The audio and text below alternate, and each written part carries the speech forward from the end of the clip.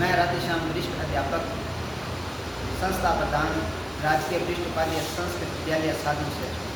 आज मैं आपको बता रहा हूँ कि जैसे छोटे छोटे बच्चे होते हैं अपने स्कूल में और उनको उच्चारण स्थान याद नहीं रहते, उनको ये नहीं पता चलता है कि किसका क्या उच्चारण स्थान है। उच्चारण स्थान क्या होता है? जिस भी वर्ण को हम बोल रहे हैं और मुख का जो भाग सक्रिय होता है, हाँ मुख का, अपने जो भी मुख का भाग सक्रिय होता है उसको उस वर्ण का उच्चारण स्थान कहते हैं। तो छोटे बच्चों को ये नहीं पता होता जी याद कैसे रखें। तो आप सभी मेरे चेहरे की ओर देखेंगे, मुख की ओर देखो, तो मेरे सबसे पहले ये क्या है, यहाँ से क्या है, सबसे पहले क्या आया? कंठ। क्या आया? कंठ। तो जो पहली लाइन है ना अपने ये क्या तो सभी को आते हैं, और ये क्या है? वर्ग है, 5 वर्ग है।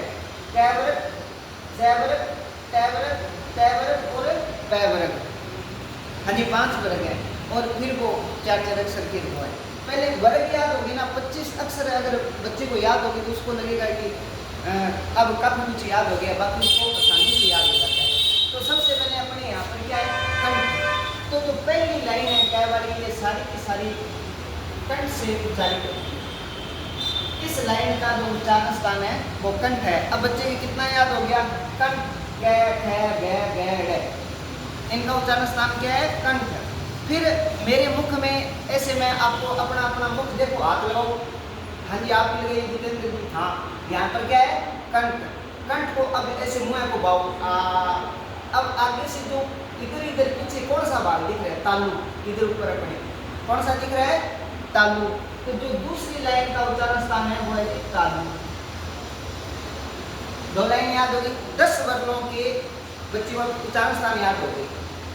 इसका अगर अपने को क्रम याद होता जाएगा तो ये होते जाएगा, पहले अपने आते हैं कंठ, फिर आते हैं तालु, फिर दांतों के जो ऊपर वाला भाग है यहाँ से उसको कहते हैं मुर्दा। क्या कहते हैं? मुर्दा। तो जो ये तीसरी लाइन है टै वाली, इसका उच्चारण स्थान हो गया मुर्दा। उसके बाद में पहले मेरे यहाँ आए कंठ, फिर आया तालु, फिर आए मुर्दा। मुर्दा के बाद में आगे क्या है? दांत। क्या है? दांत। तो जो टै वाली लाइन है इसका उच्चारण स्थान हो गया दंत। फिर क्या है? आगे क्या है? होठ। क्या है आगे? होठ। तो जो पै वाली लाइन है इसका हो गया ओष्ठ।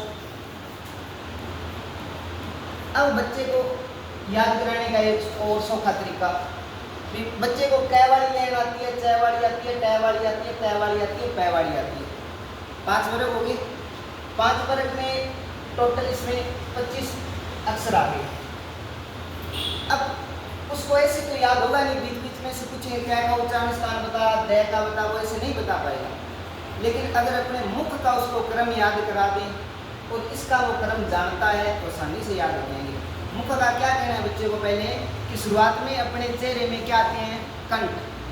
तो पहली लाइन का उच्चारण स्थान हो गया कंठ। फिर वो ऐसे उसको बच्चों को कहेंगे मुंह बा आ, फिर वो जो जोर वो बाल है उस बात को ध्यान नहीं देना है। फिर उसको कहे तो उसकी तरफ देख, क्या दिखाई दे रहा है? मुझे कोई नहीं है, लटकेड़ों से दिखाई दे, और जोर वो बात होगी इन तो जीप दिखाई दे, नहीं और आगे देख। फिर वो कहेगा मुझे यहाँ से दिखाई दे, हाँ वो तालु है, ये कंठ है। उसके बाद में क्या है? तालु। उच्चारण स्थान में दूसरी लाइन का क्या हुआ? तालु।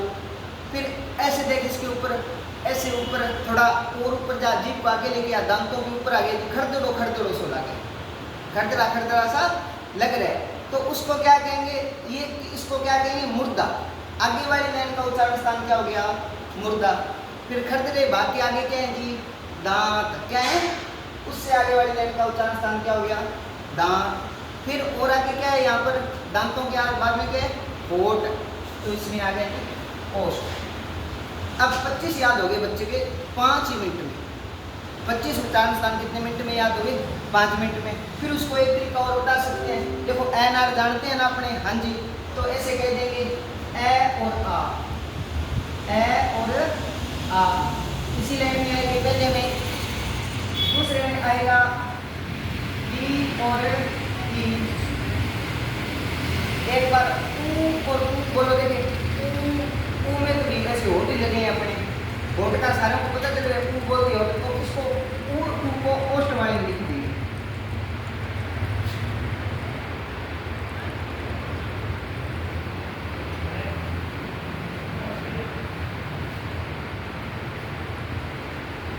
फिर क्रम से चलते रहना है। इसमें आएगा री और इसमें आ जाएगा री। ये उच्चारण स्थान हो गए। एनआर भी याद होगी उसको, हाथों हाथ कि इसमें आ गया, ई आ गया, सिर्फ ऊ यहाँ है, बाकी क्या हो री और री आ गया। इतना याद हो गया। उसको फिर ये कह देंगे कि एक लाइन और बची थी, कौन सी? ये रे ले वे, ये रे ले वे और है। इनको अपने विश्लेषण करके बताएंगे इनको, फिर उनको ये समझाएंगे कि तीनों सह याद कर लो। पहले क्या याद कर लो? तीनों सह। तीनों सह किस तरह से याद करेंगे? बच्चे को बताएंगे कि इसको लिखते हैं सह सरगम से, इसको लिखते हैं,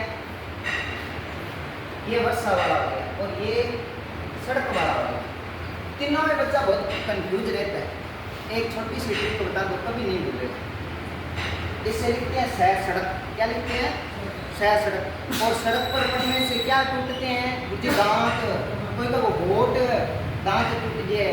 तो ये सह कौन सा होता है? ये दंत के सह होता है। जिसमें डंडा मुद्दा लगाते हैं, इसमें तो सीधा लगा रखे हैं, और जिसमें मुद्दा लगा दिया वो हो गया धूर्तली, है ना। और सलगम वाला जो बच गया वो है तालु। तीनों सह का विश्लेषण कर दिया। अब बच्चा नहीं भूलेगा कि ये मूर्धन्य है, ये तालु है, ये दंत है।